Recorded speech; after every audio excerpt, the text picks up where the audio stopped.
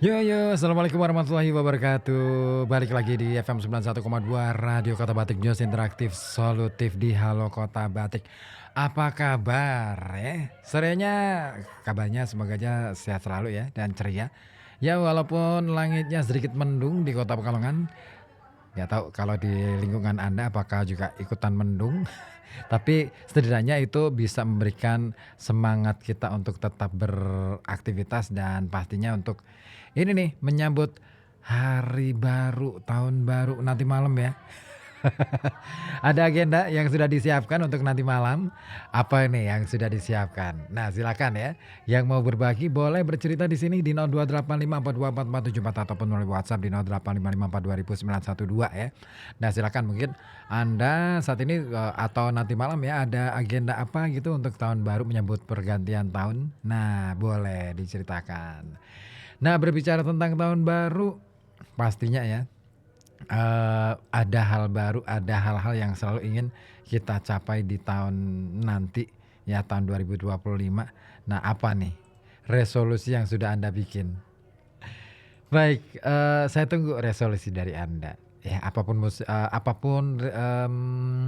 ya, apapun resolusi Anda pokoknya. Nah, berbicara tentang resolusi, berbicara tentang masa ke masa gitu ya. Saya jadi ingat bahwa sekarang ini dunia sedang luar biasa cepat berkembang, terutama dengan adanya temuan-temuan ataupun kecanggihan teknologi terutama dengan AI. Nah, salah satu yang lebih seru lagi nih ya, informasi terbaru nih untuk Anda. Eee, jadi bukan tidak mungkin lagi ke depan manusia itu bisa berkomunikasi dengan binatang. Wow, gimana ya? Tapi sebenarnya itu bukan hal yang bagi kita yang meyakini cerita ataupun kisah tentang Nabi Sulaiman, saya kira bukan hal yang aneh lagi. Itu sudah menjadi sesuatu yang ya boleh dibilang, kita, ya itu pasti akan terjadi gitu. Bahkan sampai sekarang pun katakanlah misalkan ada orang yang mengaku bisa bicara dengan semut aja juga kan gitu. Tapi itulah, jadi yang terpenting ini, ada satu pertanyaan untuk Anda nih, kira-kira pernah nggak Anda membayangkan bahwa Anda suatu ketika bisa berbicara dengan binatang, terutama binatang peliharaan di rumah? Ya emang ya, kayaknya sih ini fiksi banget, bohong banget, tapi seorang dokter hewan Jess Friends ini justru mengatakan bahwa hal tersebut bukannya tidak mungkin dan ia bahkan berpendapat kita bisa berkomunikasi dengan hewan lebih cepat dari perkiraan.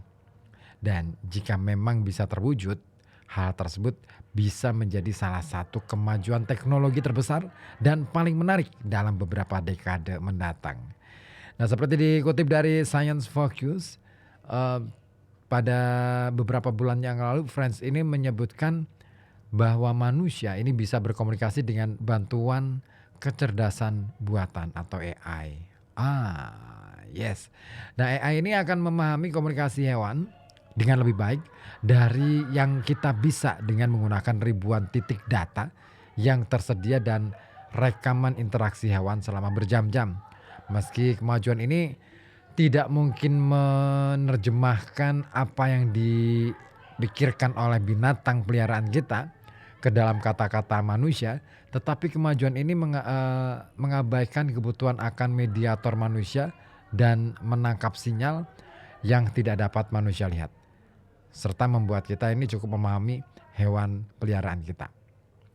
Jadi, jika kita memiliki teknologi yang dapat memperkuat kemampuan kita untuk memahami sinyal-sinyal itu ya, kita akan mulai dapat menerima pesan-pesan yang mereka berikan. Dan di masa depan ini kawan, Friends ini berpendapat teknologi tersebut akan merevolusi beberapa hal, misalnya membantu hewan peliharaan ke dokter hewan.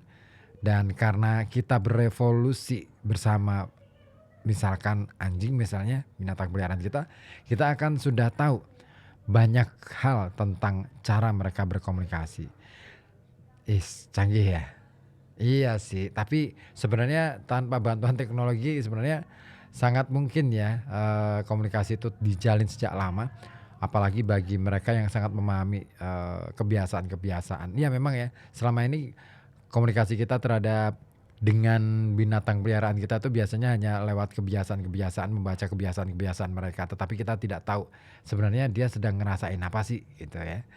Nah, tapi kalau misalkan teknologi ini ada nih, canggih banget nih. Tapi ini tadi, Friends ini berpendapat bahwa komunikasi yang didukung AI ini dapat membantu kita memahami hewan lain, misalnya kelinci. Dan kelinci ini sangat pandai menyembunyikan perasaannya karena mereka tidak ingin predator mengetahui bahwa mereka itu terluka.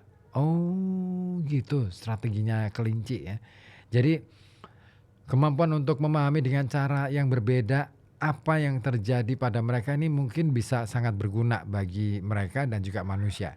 Dan dengan begitu pula AI ini dapat membantu kita mempelajari bahasa spesies yang sudah lama tidak kita kenal. Misalkan seperti ular atau ikan. Wow, seru ya bicara sama ikan. Seru ya, lihat apa ini, akuarium, terus, ikannya di dalam, mangap-mangap begitu, terus kita bisa, oh ngerti, oh iya kamu mau makan, oh iya kamu mau kira-kira ikan kalau mandi gimana ya? Ada nggak yang mikir, ikan mandinya gimana? Nah, lalu bagaimana dengan kucing? Nah ini dia, Friends ini mengatakan meskipun komunikasi mereka ini mungkin tidak secanggih anjing, ia yakin AI bisa lebih sensitif dalam memahami bahasa tubuh dan sinyal kucing yang sudah ada. Dan seperti dikatakan Friends juga, kemajuan teknologi ini akhirnya bisa membantu kita mempelajari binatang di seluruh dunia, termasuk mungkin mengkomunikasikan dengan beberapa hal yang mungkin tidak ingin kita dengar.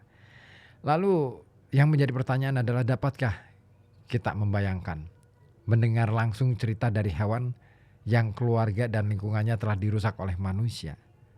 Kalau itu bisa kita dengar dan kalau kita bisa memahami itu, kayak apa rasanya? Hah? Canggih nih, kalau misalkan ada teknologi yang kayak gini dan akhirnya bisa membuat kita itu memahami perasaan binatang yang hari ini katakanlah mungkin sedang gundah gulana gara-gara lingkungan dunia ini rusak. Kira-kira kita mau melakukan apa? Aduh, seru ya. Wow. Wow, wow, wow. Oke, oke, oke, oke.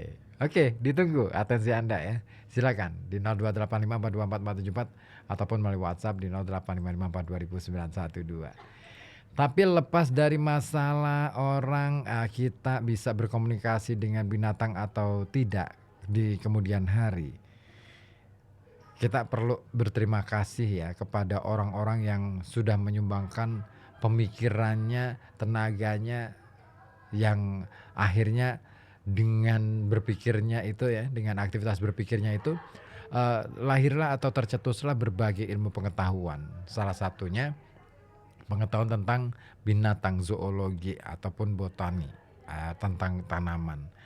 Nah, salah satu tokoh yang sangat berjasa dalam pengembangan ilmu pengetahuan ini ya, biologi kalau kita ngomong ya, baik itu zoologi maupun botani, itu adalah Charles Darwin.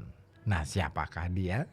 Ah, saya akan berbagi dengan Anda di sini di FM 91,2 Radio Kota Batik News Interaktif Solutif di perjalanan Halo Kota Batik. Jadi tetap di sini di Halo Kota Batik pastinya ya. Jangan kemana-mana. Pastu dulu deh buat Anda. Kisah kasih di sekolah.